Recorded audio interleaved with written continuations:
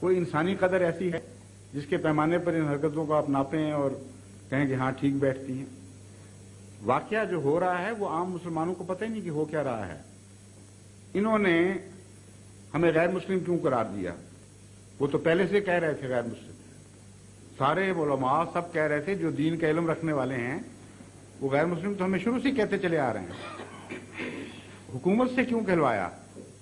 اس assembly سے کیوں کہلوایا جس میں اکثر مسلمان ممبروں کو پتہ ہی نہیں تھا اسلام کیا ہوتا ہے؟ کوئی سیاسی سازش ہے، کوئی دینی بات ہی نہیں، کیونکہ دین کے نمائندہ تو علماء ہیں، ان کا کہنا کافی تھا۔ انہوں نے کہا غیر مسلم ہیں، سب کو مان لینا چاہیے تھا یا مان لیتے ہوں گے، لیکن ان کو حکومت کی مجبوری کیوں پیش آئی؟ ایک سیاسی فیصلہ تھا، ایک سازش تھی۔ میں بتاتا ہوں کس طرح وہ آگے چلی ہے۔ اس کے نتیجے میں وہ یہ چاہتے تھے کہ قوانین بنا کر مسلمانوں ان کے اوپر ایسی سختی کی جائے کہ عام مسلمان جو ان کی باتیں سن کر احمدی ہوتے چلے جا رہے ہیں ان کے لیے ایک بھیانک دیوار کھڑی ہو جائے، ایک خطرہ پیدا کر دیا جائے کہ پہلے تو ہم برداشت کر لیتے تھے کسی حد تک، اب حکومت تمہیں پکڑے گی اگر تم احمدی ہو گئے۔ اور حکومت نے اعلان کر دیا کہ غیر مسلم ہیں تو عوام الناس بھی اور جو مذہب کا براہ راست علم نہیں رکھتے وہ کہیں گے اب تو بڑی بڑی بات ہو گئی ہے، حکومت نے کہہ دیا غیر مسلم ہوں گے۔ یہ کیا انہوں نے، بڑی اونچی دیوار بنا دی، لیبل لگا دیا کہ اب احمدی قانون کے نزدیک بھی غیر مسلم ہیں، لیکن احمدی پھر بھی ہوتے رہے۔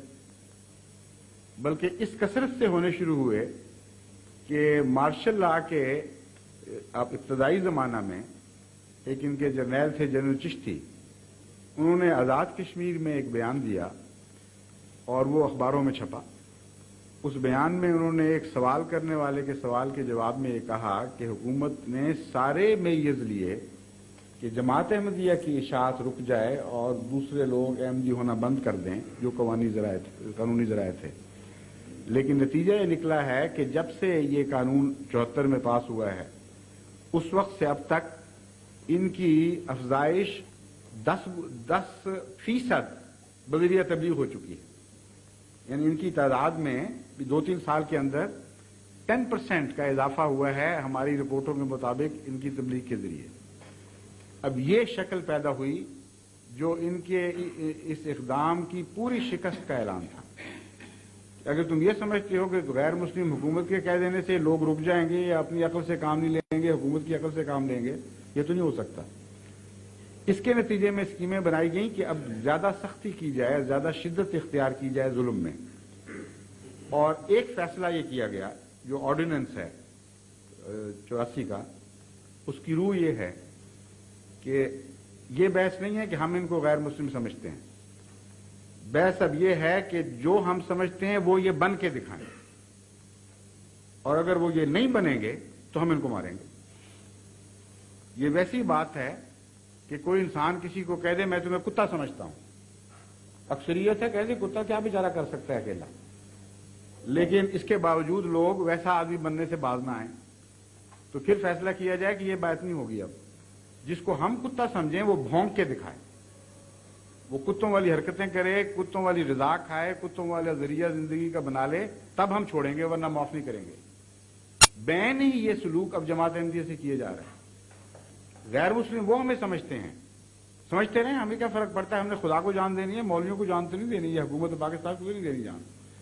کہتے ہیں ہم تمہیں غیر مسلم سمجھتے ہیں اس لیے تم غیر مسلم بن کے دکھاؤ ورنہ ہم تمہیں معاف نہیں کریں گے، تمہیں قتل کریں گے۔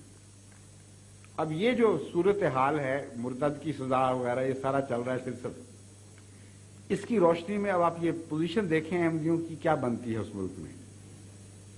پہلی بات یہ کہ ہم چونکہ تمہیں غیر مسلم سمجھتے ہیں اس لیے تمہیں یہ کہنے کا حق نہیں کہ خدا ایک ہے۔ دوسری بات، چونکہ ہم تمہیں غیر مسلم سمجھتے ہیں اس لیے تمہیں یہ کہنے کا حق نہیں کہ محمد مصطفیٰ صلی اللہ علیہ وآلہ وسلم سچے ہیں۔ جب تم کہتے ہو تو ہمارے تن بدن میں آگ لگ جاتی ہے، ہم مشتعل ہو جاتے ہیں، اس لیے ہم تمہیں ماریں گے یا قید کروائیں گے یا ذلیل کریں گے، اس لیے تم کلمے کا انکار کرو۔ چونکہ ہم تمہیں غیر مسلم سمجھتے ہیں، تم کہو خدا ایک نہیں ہے، پھر ہمیں ٹھنڈ پڑے گی، ہمیں چین آئے گا۔ تم کہو محمد رسول اللہ صلی اللہ علیہ وسلم نعوذ باللہ جھوٹے تھے، سچے نہیں تھے، ہم کہیں گے ٹھیک ہے اب تم بنے ہو غیر مسلم، اب ہمیں چین آیا ہے. اور جب یہ کر لیں گے تو پھر کہیں گے اب تو تم مان گئے نا، مرتد ہو گئے تم، اب سزا قتل ہے.